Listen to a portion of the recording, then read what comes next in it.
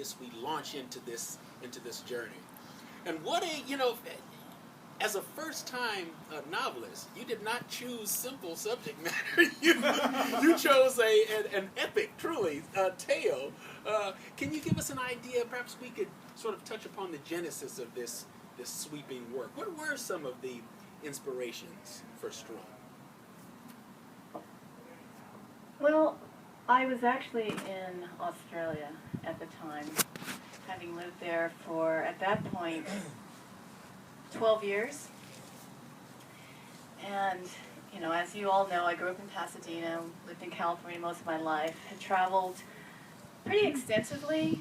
I went to school on the West Coast, on the East Coast, in Hawaii, traveled through Europe, through Asia for various academic programs, traveled personally, and found myself in Australia.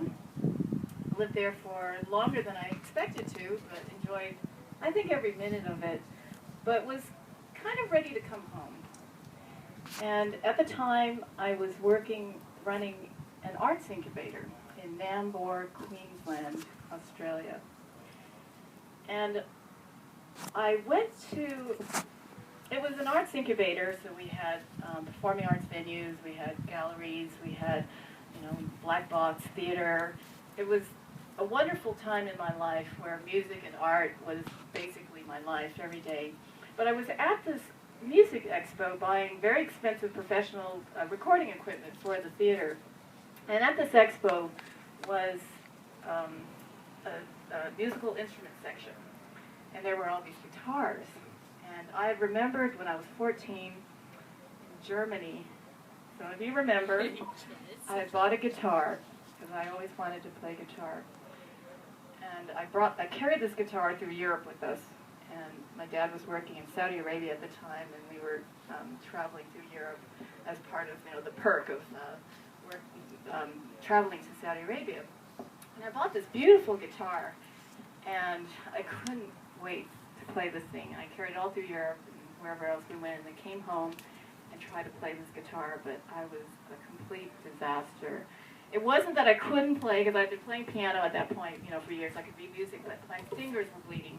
It was just so painful. But here I was 30 years later, and I thought, damn it, I am going to learn a guitar that kills me. So I bought this guitar. It spoke to me. This is beautiful guitar, and I actually had two, my sister-in-law and her boyfriend, who was a rock musician, and he was with me. And he picked up all these different guitars, and I said, this is the one. And he said, well, let's try a couple. And we tried like 5 or 6. We came back to this guitar. It's just beautiful. Beautiful sound. I actually have it upstairs. Anyway, so I brought this guitar home, and I started to play it, and it was better. You got to persevere. You got to get through the calluses. You got to get through the bleeding. You have to bleed for your art, right? And that was fine with me. I bled for my art, and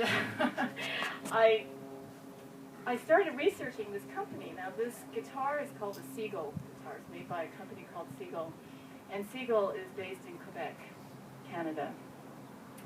And there was this blurb in the little brochure that said, "We never cut down a tree to make an instrument. We only make a guitar when a tree falls in the forest." And he said most of the guitars are from 800-year-old cedars in the forest in Quebec. And I thought, wow, an 800-year-old tree. That tree has stories. That tree can tell you things that happened, how many generations ago? Probably like 20 generations. And I had this idea that, oh my God, if that tree could talk, it would tell stories. And I thought, how do you release a spirit? How do you release a secret from a piece of wood? I thought, through music, right? So these guitars have imbued in them whatever stories would have, whether it's animals or it's, people or it's just the winds blowing in from another continent to this tree. And so the story was basically kind of saying, okay, so if you make a guitar from an 800-year-old tree, what stories could that guitar bring? And I thought, well, the maker of the guitar also has the spirits of his ancestors looking after him. So the story kind of just wrote itself based on this inspiration from an 800-year-old guitar and other stories. And I thought, all of us are the culmination of DNA and genetics and, talents and intelligence based on the people that came before us. And being Chinese, the ancestors are very important. So I thought, I could really weave a really interesting story from it, and I hope you think it was interesting, but I really enjoyed kind of going back in time and thinking, okay, so this is Quebec. We've got, what cultures? We've got the Native American cultures there, we have the French, we have the Scottish, we have, all the peoples that were kind of there. And I thought, okay, so the maker of that guitar would have this whole ancestry behind him. And being a history and literature and international relations kind of student, have this whole sort of history of the world. And that was the journey I went on. I went to all the places that I studied, that I traveled to, people that I knew, and really just kind of, riffed on that. Yes. Right? You're a musician, you kind of just riff on whatever, and whatever character has a particular story, there might be a relationship with someone, and you just go with it. And before I know it, I had this, how many continents? About 4 or 5 continents. I don't know how many countries, 150 years. I mean, it just kind of got bigger and bigger, and I must say, it's been a 4, almost 5-year journey. And I finally just said, darn it, I think it's ready to put it out there in the world. Well, and the journey that we as the readers get to take is quite fascinating because jumping through time and across geography and uncovering the various histories of these people, some of them tragic, some of them thrilling, a lot of it moving in many ways. And the guitars float through all of this. And there's a wonderful way that you have of expressing the power that these instruments have. The music that issues forth from them, the emotions that are stirred, poetic at times, spiritual, sensual quite often. Talk a bit about how the instruments are sort of the conduit for the storytelling, for the emotions, for the lives that you're sharing with us. Well, I purposely did 2 guitars because I wanted them basically to go in opposite directions around the world. And I knew there was this whole, European Western tradition, and then there's a whole Eastern tradition.